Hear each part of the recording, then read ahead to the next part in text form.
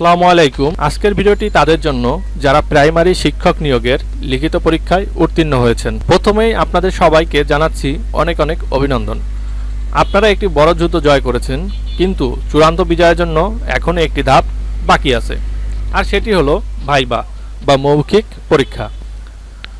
লিখিত পরীক্ষায় টেকার পর অনেকেই মনে প্রশ্ন জাগে, এখন আমি কি করব, কোথা থেকে শুরু করব। আজকের ভিডিওতে আমি ঠিক এই বিষয়গুলোর পয়েন্ট আকারে আলোচনা করব। চলুন শুরু করা যাক। ভিউয়ার্স, আপনারা অনেকেই এই নোটিশটি দেখেছেন। প্রাথমিক শিক্ষা অধিদপ্তর থেকে 22 জানুয়ারি 2026 খ্রিস্টাব্দে এই বিজ্ঞপ্তিটি প্রকাশ করেছে।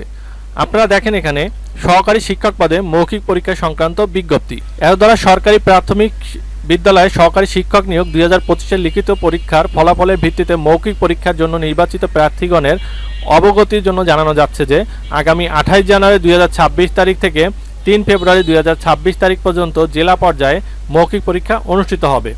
জনপ্রশাসন মন্ত্রণালয়ের স্মারক নম্বর থেকে তারা বিজ্ঞপ্তি প্রকাশ করেছে যে মৌখিক পরীক্ষার জন্য নির্বাচিত প্রার্থীকে অনলাইনে আবেদনের আপলোডকৃত ছবি, আবেদনের কপি, সংশ্লিষ্ট ইউনিয়ন পরিষদ চেয়ারম্যান, পৌরসভা, মেয়র, সিটি কর্পোরেশন কাউন্সিল কর্তৃক প্রদত্ত নাগরিক সনদ, জাতীয় পরিচয়পত্র, লিখিত পরীক্ষার প্রবেশপত্র, যাদের মুক্তিযোদ্ধা কিংবা বীরাঙ্গনা যে কোটা আছে সেই কোটার জন্য সম্পর্কিত সনদের সত্যায়িত কপি, যদি কেউ প্রতিবন্ধী থাকেন, তৃতীয় লিঙ্গের ব্যক্তি থাকেন, সমাজ অধিদপ্তর কর্তৃক প্রদত্ত সনদ লাগবে। ক্ষুদ্র নৃগোষ্ঠীর ক্ষেত্রে উপজেলা নির্বাহী কর্মকর্তা ও সিটি কর্পোরেশন এলাকা হতে জেলা প্রশাসক কর্তৃক প্রদত্ত ক্ষুদ্র নৃগোষ্ঠী পরিচিতি বিষয়ক সনদ লাগবে এবং শিক্ষাগত যোগ্যতা সনদপত্র, অন্যান্য প্রয়োজনীয় কাগজপত্র ন্যূনতম নবম গ্রেডের গেজেটেড কর্মকর্তা কর্তৃক সত্যায়িত করে 27 জানুয়ারি 2026 তারিখের মধ্যে স্ব জেলা প্রাথমিক শিক্ষা অফিসে আবশ্যিকভাবে জমা দিয়ে প্রাপ্তি স্বীকারপত্র সংগ্রহ করতে হবে।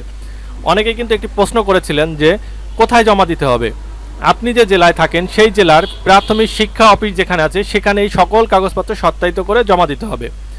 জমাদানের সময় উক্ত কাগজের মূল কপি জেলা প্রাথমিক শিক্ষা অফিসারকে প্রদর্শন করতে হবে।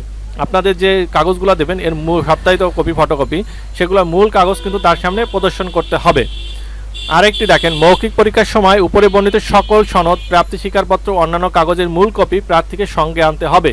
মৌখিক পরীক্ষার তারিখ ও সময় সংশ্লিষ্ট জেলা শিক্ষা অফিসের ওয়েবসাইটে নোটিশ প্রকাশ করা হবে। সো এই বিষয়ে আমি একটি সম্পূর্ণ নোটিশ আপনাদের জন্য করে রেখেছি। দেখেন, আপনারা সেটা দেখে দেখে কিন্তু আপনার কাগজগুলো সাজাতে পারবেন। চলেন সেটি। 1 নম্বর পয়েন্টে দেখেন, প্রয়োজনীয় কাগজপত্র সংগ্রহ। আপনাদের যে প্রয়োজনীয় কাগজপত্র লাগবে সেগুলো কি কি।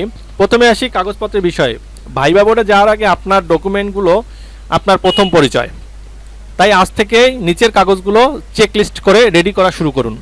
কি কি লাগবে দেখেন, লিখিত পরীক্ষার প্রবেশপত্র, সকল শিক্ষাগত যোগ্যতার মূল সনদ ও মার্কশিট, জাতীয় পরিচয়পত্র এনআইডি বা জন্ম নিবন্ধন, নাগরিকত্ব সনদ চেয়ারম্যান বা কাউন্সিলর কর্তৃক প্রদত্ত। আপনি যদি কোটা প্রার্থী যেমন মুক্তিযোদ্ধা বা পোষ্য কোটা হন তবে তার সপক্ষে অরিজিনাল কাগজপত্র, অনলাইনে আবেদন করি কপি, অ্যাপ্লিকেশন কপি। মনে রাখবেন প্রতিটি কাগজের কয়েক সেট ফটোকপি গেজেটেড অফিসারকে দিয়ে সত্যায়িত করে রাখবেন। শেষ সময়ের জন্য ফেলে রাখবেন না, খুব দ্রুত কাজটি করে ফেলবেন। কাগজপত্র তো গেল, এবার আসি ভাইবার জন্য বিশাল সিলেবাস পড়ার দরকার নেই, তবে কিছু স্পেসিফিক বিষয়ে স্বচ্ছ ধারণা অবশ্যই থাকতে হবে। সেগুলো কি দেখেন, প্রথমত নিজের জেলা উপজেলা, আপনার নিজ জেলার বিখ্যাত স্থান, বিখ্যাত ব্যক্তি, মুক্তিযুদ্ধের ইতিহাস এবং জেলার নামকরণের ইতিহাস জেনে যাবেন। ডিসি বা এসপি মহোদয়ের নামও জেনে রাখা ভালো। দ্বিতীয়ত বর্তমান সময়, যেমন কোটা আন্দোলন, নির্বাচন ও অন্যান্য বিষয়ের যে বর্তমান সমসাময়িক যে প্রশ্নগুলো আছে সে সম্পর্কে ধারণা নিয়ে যাবেন।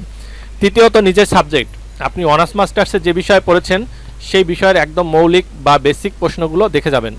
চতুর্থ প্রাথমিক শিক্ষা, বর্তমানে প্রাথমিক শিক্ষার কারিকুলামে কি পরিবর্তন এসেছে, শিশুদের পড়ানোর নিয়মাবলী বা প্রাথমিক শিক্ষা অধিদপ্তর সম্পর্কিত তথ্যগুলো জানুন।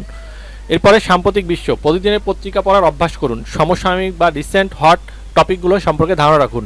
আরেকটি জিনিস সাজেস্ট করব, যারা কারেন্ট অ্যাফেয়ার্স পড়েন না অবশ্যই কারেন্ট অ্যাফেয়ার্স পড়ে যাবেন। ভিউয়ার্স, উপস্থাপক যে আপনাদের যে প্রশ্নটি করতে পারে, দেখেন ভাইবা বোর্ডে আপনার প্রথম ইমপ্রেশন তৈরি হয় আপনার পোশাকে। এবার বলেন ছেলেদের জন্য কেমন পোশাক হবে। অনেকে কিন্তু জানেন না আসলে নতুন ভাইবা দিচ্ছেন, তাদের ছেলেদের জন্য কেমন পোশাক হবে, মেয়েদের জন্য কেমন পোশাক হবে, এগুলো নিয়ে কিন্তু খুব দুশ্চিন্তা থাকেন। সো দুশ্চিন্তা থাকার কোনো কারণ নাই। আমার ভিডিওটি দেখেন, আপনারা সম্পূর্ণ না টেনে, তাহলে কিন্তু সম্পূর্ণ আপনারা বুঝে যাবেন। দেখেন ছেলেদের জন্য হালকা রঙের ফর্মাল শার্ট, যেমন হতে পারে ব্লু কিংবা হচ্ছে গোলাপি অথবা সাদা, ঠিক আছে, ফর্মাল হালকা রঙের, কোনো গাঢ় রং হবে না। কালো প্যান্ট খুবই কমন, কালো প্যান্টটা পরলে অনেক ভালো, এবং ফর্মাল জুতা পরা উচিত। ক্লিন শেপ অথবা মার্জিত দাড়ি এবং পরিপাটি চুল থাকা বাঞ্ছনীয়।